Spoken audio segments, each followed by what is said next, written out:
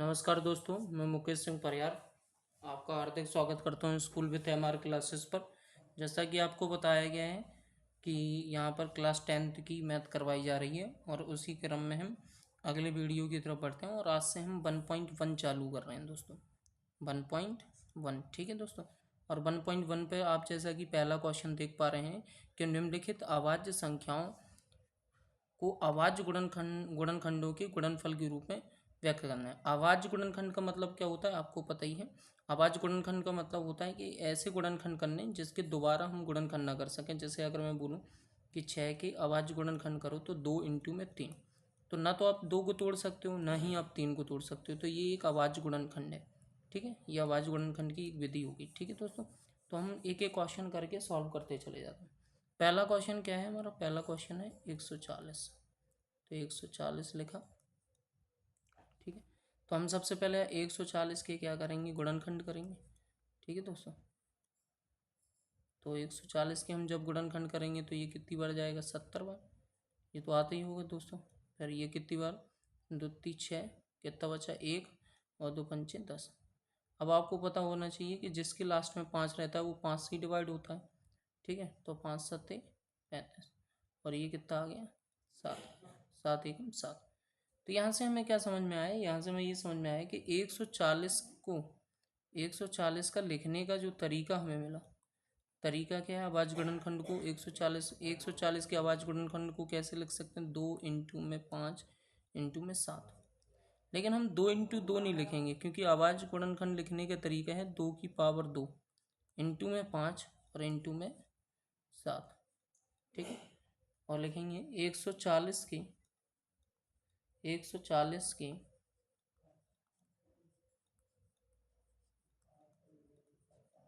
अभाज्य गुणनखंड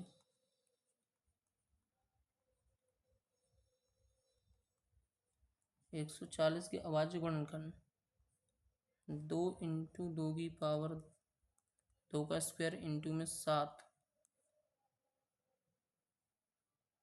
के रूप में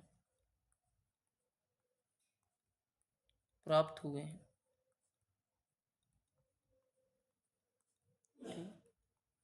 ये हो गया दोस्तों पहला क्वेश्चन। अगले क्वेश्चन की तरफ बढ़ते हैं। अगला क्वेश्चन क्या है दोस्तों? 156। अगला क्वेश्चन क्या है? अगला क्वेश्चन है दोस्तों 156। अगले क्वेश्चन की तरफ बढ़ते हैं। ठीक है, अगर हम देखें 156 को अभाज्य गुणनखंड के तौर पर व्यक्त करना है।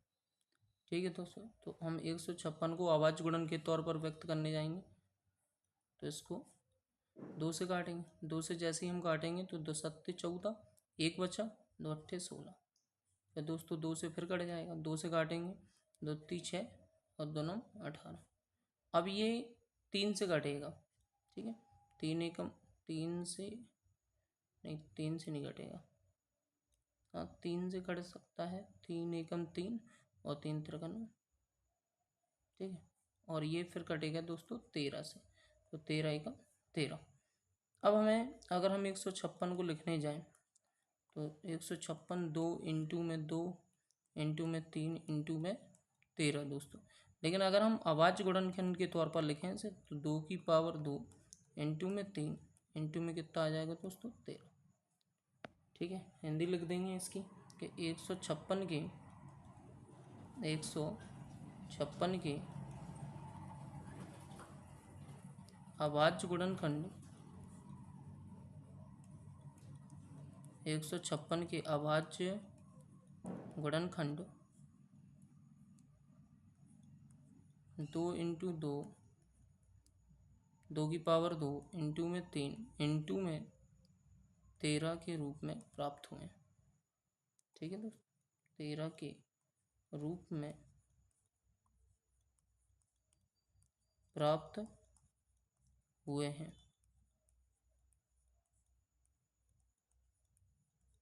ठीक है दोस्तों, अगला क्वेश्चन क्या है?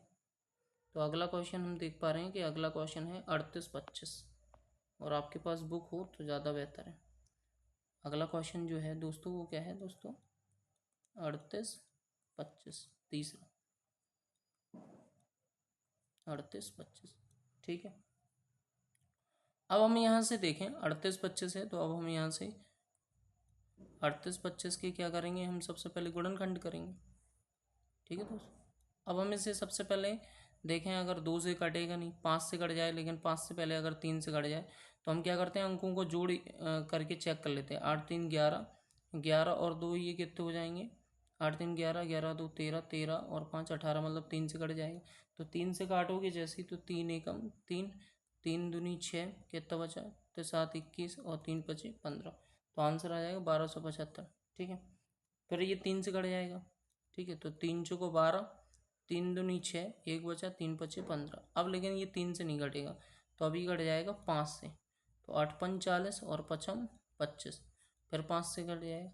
5 से जैसे ही काटोगे तो आप 17 बार, आपको अगर कैलकुलेशन सही करनी है तो एक 2 से लेकर 25 तक तो आपको टेबल आनी चाहिए। ठीक है, और 1 से लेकर 30 तक आपको स्क्वायर आना चाहिए, वर्ग जिसने कहते हैं। ठीक है, और 1 से लेके 15 तक आपको क्या आना चाहिए, घन, जिसे हम क्यूब कहते हैं, जिसे हम क्या कहते हैं, क्यूब कहते हैं। ठीक है, तो ये अगर इतनी चीज़ें आती हैं तो कहीं ना कहीं आपकी कैलकुलेशन जो होगी और ज़्यादा फास्ट हो जाएगी दोस्तों, अगर आपकी इतनी सारी चीज़ें सही हैं तो।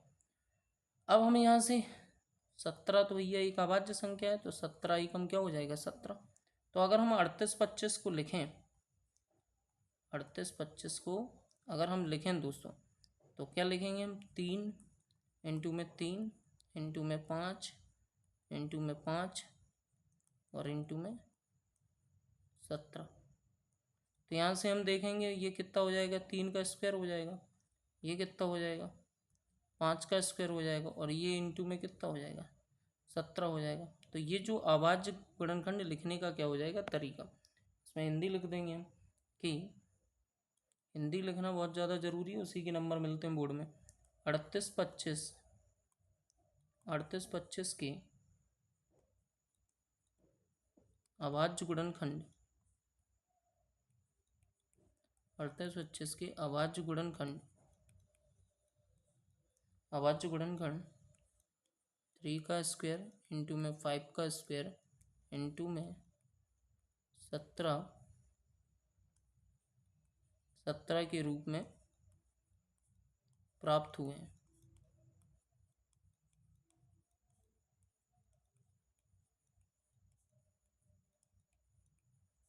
ठीक है, अब अगला अगला क्वेश्चन देखें अगर हम, तो अगला क्वेश्चन हमारे लिए 5005 दिया गया।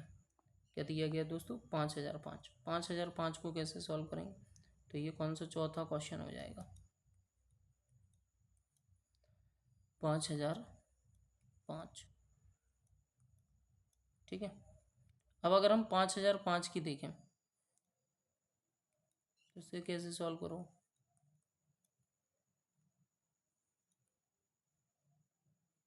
अगर हम 5005 की देखें,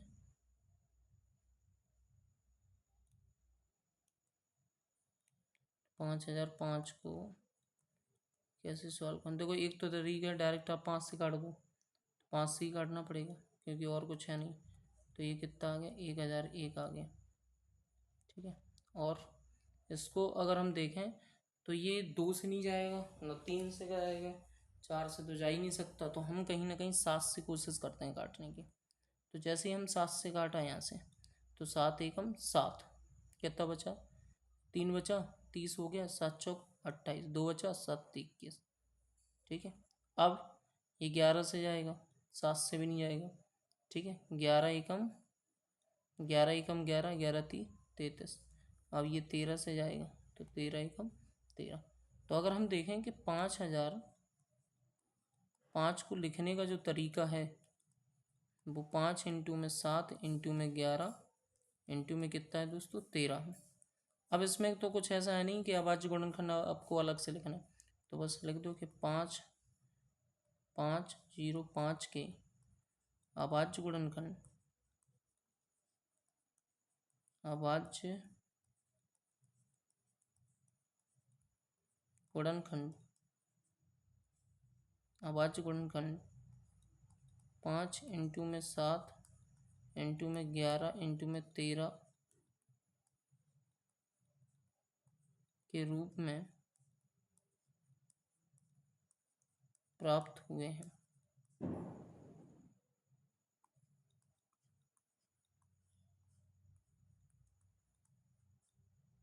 ठीक है दोस्तों, अब हम बढ़ते हैं 5वें क्वेश्चन की तरफ। ये पहला क्वेश्चन इस प्रकार खत्म हो जाएगा दोस्तों। 5वें क्वेश्चन की तरफ, 5वां क्वेश्चन क्या है? 74 29। 5वां क्वेश्चन क्या है दोस्तों? 74 29। अब हम इसके भी कहीं ना कहीं फैक्टर करते हैं। तो जब हम 74 29 के फैक्टर करने जाएंगे, ठीक है, तो ये 2 से नहीं कटेगा। 7 4 11, 11 2 13, 13 और 9 22। ये तो 3 से भी नहीं कटेगा। ठीक है, 7 से ये कट रहा नहीं है। 13 से अगर हम काटें 53 78, 13 25 65, 13 से भी नहीं कटेगा, तो ये 17 से कटेगा। जब हम इसे 17 से काटने जाएंगे, 17 चौको कितने होते हैं? 68। कितने बचे? 6 बचे। तो 17 थी कितना होता है? 51। 51। तो यहाँ से बचे 11 ये, और 17 सत्ते 119। अब ये किससे कटेगा? ये अब कटेगा 19 से। 19 दूनी 38, 5 बचे 19 30 57। 1 मिनट दोस्तों,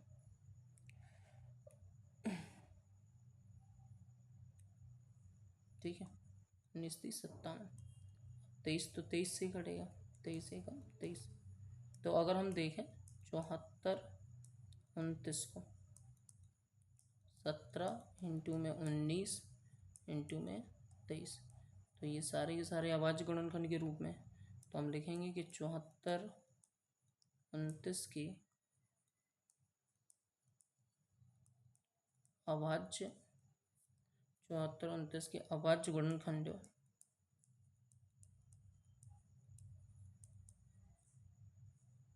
अभाज्य गुणनखंड 17 इंटू में 1 19 इंटू में 23,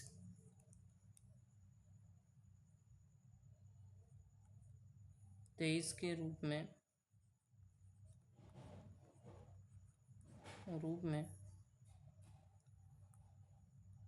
23 के रूप में प्राप्त हुए।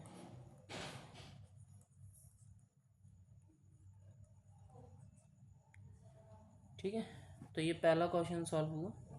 आइए दोस्तों देखते हैं दूसरा क्वेश्चन।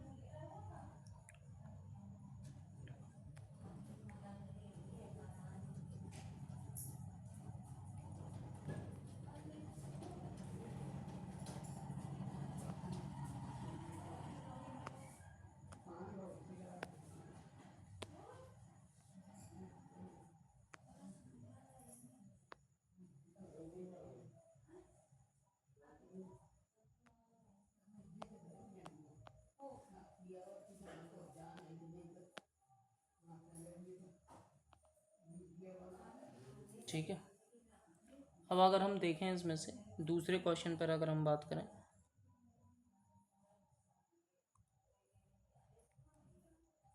अगर हम दूसरे क्वेश्चन पर बात करें तो दूसरा क्वेश्चन बोला जा रहा है कि पूर्णांक में निम्नलिखित तो युग्मों में एचसीएफ और एलसीएम ज्ञात कीजिए और इसकी जांच कीजिए कि दो संख्याओं का गुणनफल एचसीएफ और एलसीएम क्यों है। सबसे पहले अगर हम थोड़ा सा बात करें कि एचसीएफ और एलसीएम होता क्या है।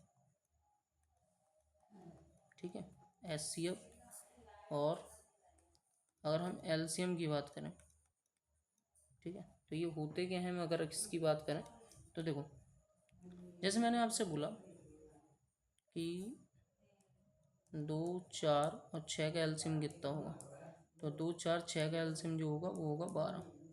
तो ये जो 12 एलसीएम आया है, यह वह छोटी से छोटी संख्या है जो 2 से भी विभाजित हो जाएगी, 4 से भी विभाजित हो जाएगी और 6 से विभाजित, क्योंकि इससे कोई छोटी संख्या बनी नहीं है जो 2 4 और 6 से विभाजित हो जाए। ये एलसीएम का मतलब होता है। मैं फुल फॉर्म नहीं बता रहा हूँ, लेकिन अगर मैं एचसीएफ की बात करूँ, एचसीएफ में 2 4 6 का अगर मैं एचसीएफ की बात करूँ, तो एचसीएफ जो है वो कितना आ जाएगा? 2 इसका। लेकिन अगर मैं बात करूँ एचसीएफ होता क्या है, तो ये वो बड़ी से बड़ी संख्या है जो इनको विभाजित करेगी। इनको तीनों को क्या करेगी, ये विभाजित करेगी। तो एचसीएफ और एलसीएम में डिफरेंस समझ में आए। तो एचसीएफ और एलसीएम में क्या डिफरेंस हुआ कि एलसीएम वह छोटी से छोटी संख्या होती है जो दी गई संख्याओं से क्या हो जाती है, विभाजित हो जाती है। जो दी गई संख्याओं से क्या हो जाती है, विभाजित हो जाती है। लेकिन अगर मैं दोस्तों एचसीएफ की बात करूं तो एचसीएफ वह बड़ी से बड़ी संख्या होती है जो दी गई संख्याओं को विभाजित कर देती है। ठीक है, ये बड़ी से बड़ी संख्या है दो, ध्यान रखना। ये जो बड़ी से बड़ी संख्या दो आई है, जो दो को भी विभाजित कर देगी, चार को भी कर देगी, और दोस्तों छः को भी कर देगी। इतनी सी बात समझ में आ गई। अब हम पहले क्वेश्चन की तरफ बढ़ते हैं। और पहला क्वेश्चन आपसे ही बोला जा रहा है कि आपको जो एचसीएफ निकालना है वो कहीं ना कहीं आवाज़ गुणनखंड के रूप में, और आवाज़ गुणनखंड के रूप में आपको व्यक्त करके ही एलसीएम और एचसीएफ निकालना है। कैसे निकालेंगे उस पर बात कर लेते हैं। तो ये दूसरा क्वेश्चन है, और दूसरा का पहले क्वेश्चन पे आ जाता है। पहला क्वेश्चन है क्या, 26 और 91। ठीक है, 26 और 91।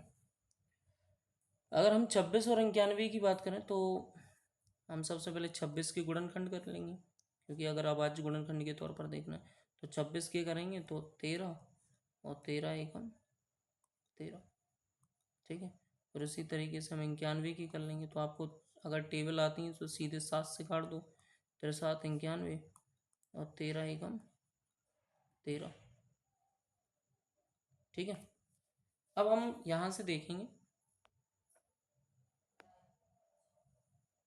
ठीक है, अगर हम यहाँ से देखें तो 26 को क्या लिखा जा सकता है, 2 इंटू में 13, और 91 को क्या लिखा जा सकता है, तो 91 को लिखा जाता है 7 इंटू में 13। ठीक है, अब मैं अगर यहाँ से देखूँ तो 26 और 91 का एचसीएफ की बात करूँ तो भैया आपने देखा होगा कि इस तरीके से गुणनखंड करके जो कॉमन होता तो वही एचसीएफ होता था। तो इसमें कॉमन है क्या, 13, तो इसका एचसीएफ कितना हो गया, 13। ठीक है दोस्तों, इसका जो एचसीएफ हो गया वो कितना हो गया, 13 हो गया। अब हम आगे बात करें तो 26 और 91 का अगर हम एलसीएम की बात करें तो एलसीएम में क्या होता है, एलसीएम में जो कॉमन होगा सबसे पहले तो हम उसे पकड़ेंगे। तो 13 पकड़ लिया, और बाकी जो बच जाएगा उसे भी लेना है। तो फिर 2 लेंगे, और इंटू में कितना लेंगे, 7 लेंगे। तो ठीक है, अगर हम यहाँ से देखें 13 इंटू कितना होता है, 13 इंटू 2 करेंगे तो कितना हो जाएगा, 26। ठीक है, और 26 इंटू या हाँ 13 इंटू 2 करेंगे 26, 26 इंटू 7 करोगे 7 छंग 42, 4 आंसर लग जाएंगे, और 7 दूनी 14, और 182 आंसर आ जाएगा। कितना आ गया आंसर, 182। अब हमसे ये बोला गया था, ये एलसीएम एचसीएफ निकला है, ये एलसीएम। अब हमसे बोला गया था जांच, तो हम लिखेंगे जांच करने पर, जांच करने पर। ठीक है दोस्तों, तो जब हम जांच करने जाएंगे तो जांच कैसे होती है, तो जांच करने के लिए एक फार्मूला होता है दोस्तों कि दो संख्याओं का गुणनफल, जांच करने के लिए फार्मूला तो दो संख्याओं का गुणनफल